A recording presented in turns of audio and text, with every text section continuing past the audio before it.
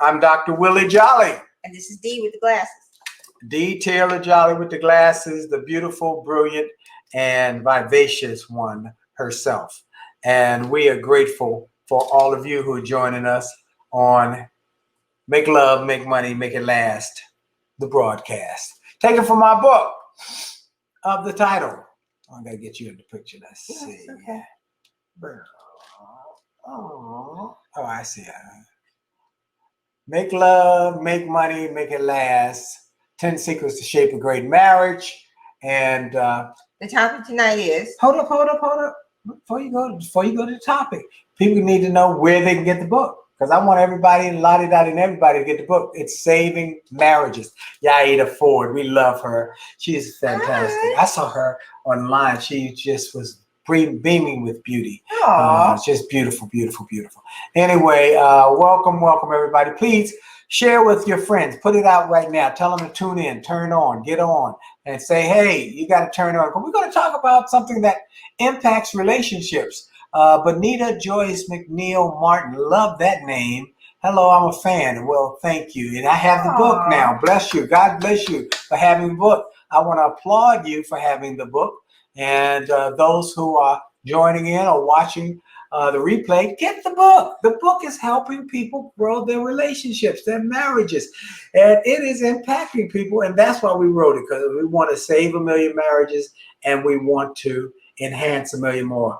Robert Brown is here, so more and more people are joining. So go to jollymarriage.com or ajollymarriage.com. Either one will get you there. Charlotte Hall is here. Hey, y'all. All right, we're here.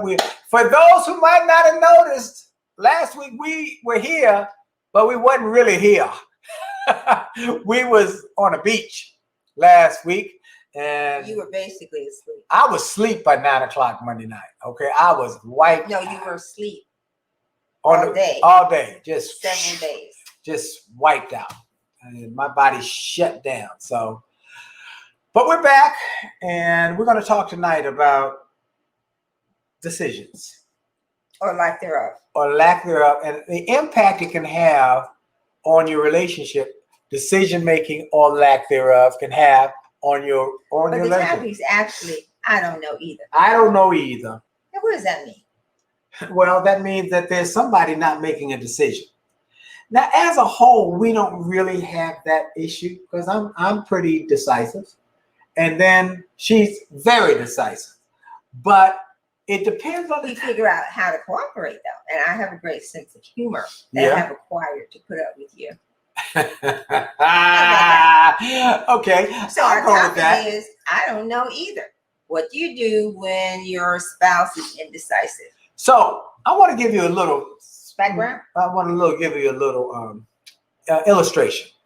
This is one partner who single was making decisions. This person, and then this is another partner who by themselves were making decisions, and they were pretty good at making decisions. They had to make decisions to survive, but then they came together, and they had to have decision making. Now, the sweet spot is right in there in the middle. That's the sweet spot. And so sometimes you make decisions over here, that person, somebody, they got to make a decision on their car or their hair, but they got just some decisions that are very critical. Like what? Money. Like buying a house? Buying a house. Naming your baby? I thought about that. Naming the baby. Or like Ron Pemberton, great piece in the book. Ron Pemberton in the book talked about the fact that when he was single, he loved fancy, nice cars, Corvettes and fast cars. Well, he got married, and one day he's riding. He hadn't changed his thinking. Had not changed his thinking. He's riding home and ride by the Mercedes dealership, and woo, look at that brand, woo! And he had to pull over and go in, and he bought a car. He bought a brand new Mercedes. And he got home and he said, in his mind, he was thinking, oh, Gladys is going to love this new car. Ooh, wait till I get home with the new car and I show her our new car. When he got home and showed her the car, that was not the reaction he got from his new wife, his new pregnant wife. Well, his wife was now pregnant. She said, hold up, dude. We got a baby on the way. This is not something you make that decision without us talking about it. That's not how this is going to work. And he said he went from me mindset to we. And all decisions had to be made with we. That was a big, big part. Now, that's part of this issue we're talking about. But the other part is when you aren't willing to make decisions. And one person exerts their will on the relationship, which over time, they make all the decisions, which over time erodes the relationship. That's exactly right. So there's some research that says that, of course, each person must consider the spouse when making decisions, which is what we just mentioned about with Ron and Gladys Pemberton, who are in the book. But there's also another point. Each decision that a couple makes together brings them closer to each other and deepens the connection and increases the trust within the relationship. Each time they make a decision together and each time they work through that process. So really what you're saying is that when you're making, what goes into decision making builds the trust, because you have to talk, you have to communicate. There you go. What are the three things that come? So you have to talk about what is making you uncomfortable about a particular situation that you might lean towards a certain way, while your spouse is like, well, why can't we? I think we should, and you're uncomfortable with it. So to get buy-in, or to make sure that your spouse understands, you really have to open up and explain or share what your challenges are, what your problems are. And what you're feeling. So it's communication. Yes. Whatever it is communication. And that's what we want people to understand. There's some points in this process. That one and most important is communication, which we talk about every week in our show. If you're new, you're going to hear us talk about communication. If you've been here before, you know that's what we talk about, because there are three boulders that break up marriages: sex, money, communication. 3 boulders.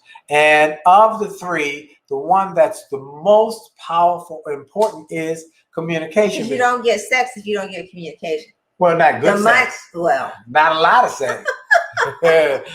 Hello there. I want to talk to you right now, as a matter of fact. How are we doing? You look so cute. You're so beautiful. Sometimes the money is jacked up, or there can be issues as to how the money is handled if you don't communicate. So communication creates better love life. Communication creates better money management, and how you handle them. Money management, like something frivolous, such as where am I going on vacation, to something important. At what age am I going to retire or change my life focus? Or at what point? How much money do we need to have a certain kind of lifestyle? Right. You know, do we want one house, or do we want 2 houses? Do you want a summer home, and do you want another kind of home? Do you want to live in a condo? Well, what is it going to take? How much money do we need to have to do that? And how much money will we need to have when we move to our next phase in life, when you stop having to work? Where is that residual income coming from? Those are conversation. Again, that's communication. Communication. You could be on completely different paths in terms of how you approach that. Right. So when we started with the topic, I don't know either. Well, it could be something, it could be a frivolous kind of thing, like where we're going to go eat, like when we were on vacation. It really didn't matter. Food is so just so y'all know, food is not an issue with my wife. She couldn't care less. But she eats. Don't say I eat grass, because that's not so.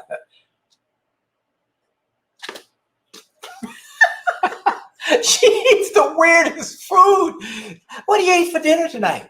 Some little peas and some little. No, I had celery, I had carrots, and I had peanut butter, and I was absolutely happy with that.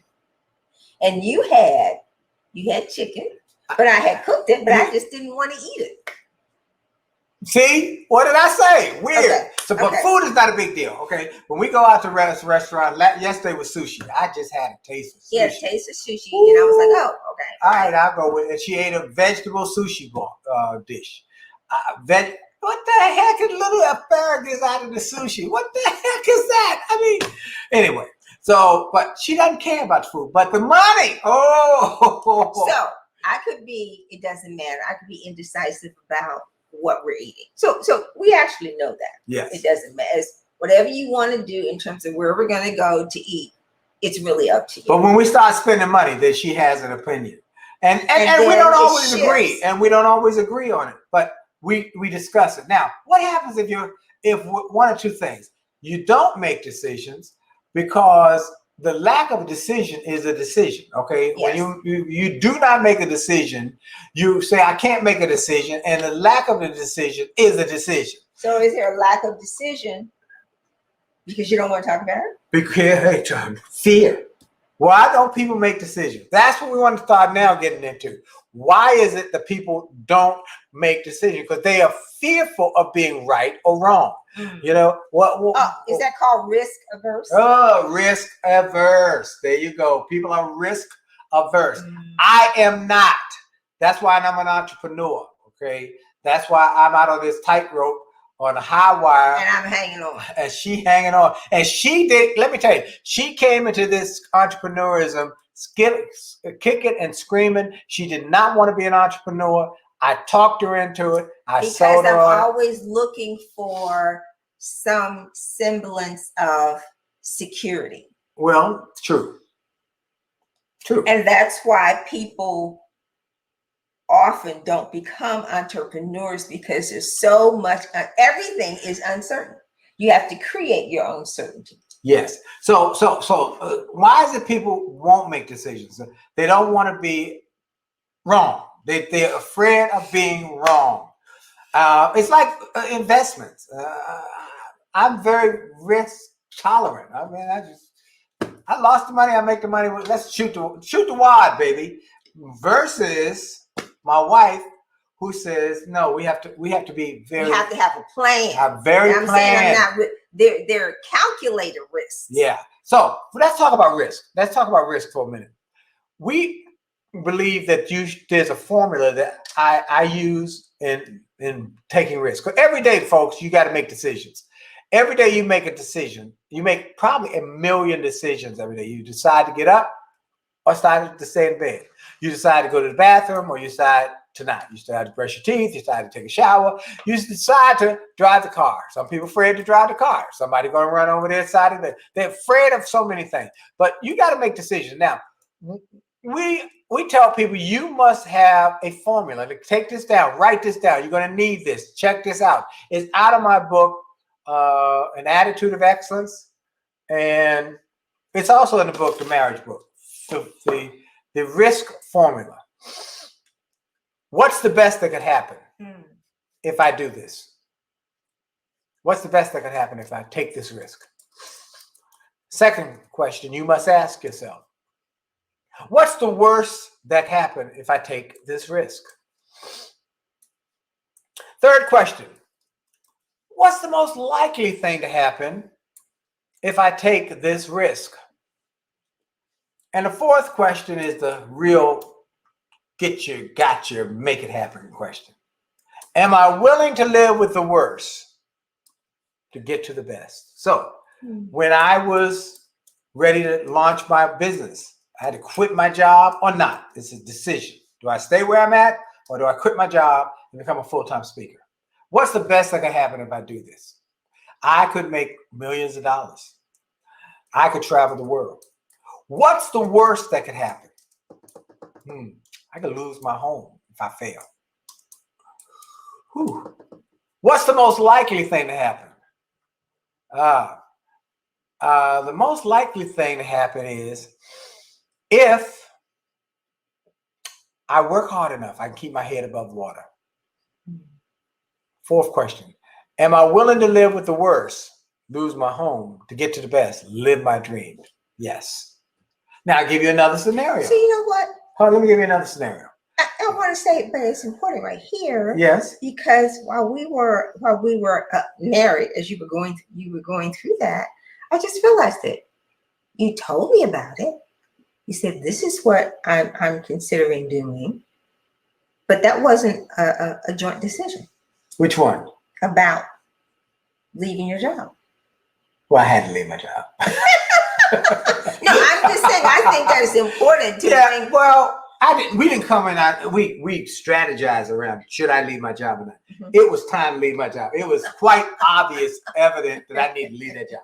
You said it was making you sick. It was sick. I was making me sick to my stomach. Now let me give support that. You were supportive. That's right. It's important. That she was supportive. Because I get married women who will say, my husband wants to be an entrepreneur and I'm scared to death. Right. You know, what should I do? Or how do you handle being with you were supportive. I give you an example. Our friend Dave Stewart, who we send texts, he texts me every morning with a scripture. Now, for those who don't know who Dave Stewart is, he is the CEO and founder of the largest African-American company in America, Worldwide Technologies out of St. Louis, $13 billion last year, $13 billion, wow. A billionaire, and we're good friends. And he talks about how when he launched his company, it was a struggle. They repossessed the car. He watched them as they put the car on the tow truck to repossess it. And he said to his wife, "What do I do?" She said, We'll handle one car. We got one car between the two of us. It's okay. I'll take you to work. So the support is everything. All right. So that's big. And that's what she did with that. Now I'm gonna give you another scenario though about those 4 questions. What's the best time? When I was traveling, I will never forget a night when a lady, I was speaking in, I don't remember what city it was. And I finished speaking, went to my hotel room, and the knock on the door. And there was this beautiful woman. Boom, boom, bam, bam. I mean, she was smoking. And she said, "Your song and your speech, it just," and she went on, and I said, "Thank you." And it just made my toes. Oh! And I understand that you were here by yourself, right? Would you like a little company this evening? Ooh, what do I do now? Here's what I did. The 4 questions. What's the best thing that happened here? A one-night stand. What's the worst that could happen? I could lose my wife. What's the most likely thing to happen? I have a one-night stand, never meet her again, never see her again. Am I willing to live with the worst? Lose my wife for the best? A one-night stand? No. I said, "Man, I'm very flattered. I'm very appreciative." All that went to your head in a split second. In a 6 seconds. Because you have to learn that once you get that principle in your mind, you're going to use it. So you memorize the formula. When you got to take a chance of shooting out and trying to beat the traffic. Best, worst, likely is nope, I'll wait. Okay, you get to a point where it becomes second nature. I said to him, "Ma'am, I appreciate it, but no thank you." And to this day, I've never run around on my wife. So what's the best that could happen? What's the worst that could happen? What's most likely? Yeah. And are you willing to live with the worst to get to the best? So that's our decision making. So risk averse. My son, by the way, just sent us a text. I just want to say thank you, son, for watching and for your comments and your. He said, "Hey, I'm proud of y'all. People are watching. All my friends are watching." He usually is not on, but he's watching. Lots of folks. Y'all are the Miss Manners of Ann Landers of marriage. Miss Manners or the Ann Landers of marriage. You know, that's my sweetie pie. That's her sweetie. So, boy, that's her sweetie pie. He's 35 years old. He's still my sweetie pie. He'll be 36 next week. And this last night he flew in from Phoenix. He was been in Phoenix and called and said, "I'm gonna come by." She made him a little plate for the baby. Hit the plate. Hit the plate. Mamas know. All right, mama. Always your baby. All right, so look, let's talk about this, because many times here's the problem in marriages: is the fear, the lack of trust. So they're not feeling trusted. They're not feeling confident. There's a lack of confidence in making the decision. So is there a lack of confidence because you think that your spouse will not support you? That's possible. Or they get caught up in the analysis paralysis principle. And what happens if you make the decision and it's messed up? Then you're fearful that your spouse is going to say, "I told you so," make you feel bad. You know, you gotta support them. Okay, we're in it together. Once the decision is made, you're in it together. We teach this, folks. And by the way, we are going to have a seminar, and we're going to do it real soon, probably after summer, because people are away at vacation. But where Dee can have women for half the day, while I have men for half the day. We haven't decided. Well, that's a whole nother decision. I don't know. Well, you had the women whatever amount of time, so she can talk about the stuff that men don't want to hear about. Okay. All right. We don't want to hear about vaginal dryness. We don't want to hear that. Did you just talk about vaginal dryness? You. That's what I was getting. You know what was coming up. You were about to say it. I know. Yeah, you always talk about it. I was going to say that I'm working on some ideas around for married women. Okay, that's what. For married women. For and married. You know what? What? For married women, sex and money. Ooh. How to get more of each. Is that a good topic? I'm with that. All right, and so we're going to do that, and I'm going to talk to the men about how to make sure that you get plenty sex, because you're treating your wife like a queen. I always say, you treat them like a queen, they'll treat you like a king. All right, and you got to get hooked up. Is that what you're saying? Get hooked up often. That's a virtue. Okay, let's get back. All right, get back. Let's get back. I get off track so easily. Anyway, all right. So we're gonna have that seminar, and that's gonna be powerful. Y'all gonna want to register for that as soon as it comes. So make sure you're following us on A Jolley Marriage on Facebook and A Jolley Marriage on Instagram. So when we put it out, and we got a newsletter, a marriage newsletter that we don't send out often, but it's on jollymarriage.com. You can sign up for it. But here's what you should do. Sign up for my newsletter at winwithwillie.com. Winwithwillie.com. So that's really where you find everything. Because that's where we send out all the happenings. So Win with Willie. That's weekly. That's weekly. That's correct. Okay. So here's one of the things that people are afraid of, fear, right or wrong, and they want to be perfect in their decision making. I think they want what was that quote Dr. Stewart gave us? That's where I'm going next. Forgive. Learn from your mistakes. That marriage has. The great marriages have two powerful, imperfect people who are willing to have perfect forgiveness. Who are working to have two imperfect people who are working on perfect forgiveness, or something to that effect. Mm-hmm. We wrote it down. We were in the car coming back from the beach, and we talked to our friend Dr. Clarice Stewart, who's been married over 60 years, and she is just. She's brilliant. She's just brilliant. She has these one-liners that she just boom. And when she hit us with that line, we both said. But the essence was marriage has two imperfect people who forgive each other. That's right. Oh, the great marriages have two imperfect people who are working on perfect forgiveness. Mm-hmm. Okay, and we forgive each other. You got to forgive. Look. Oh, do something for singles, please. Well, in the book, there's a chapter in the book for singles. The last chapter is for singles. If you don't have the book, how to choose. Okay, Charlotte, why don't you email info@williejolly.com and say, when you say do something for singles, what are you interested in specifically? Like I was an old single.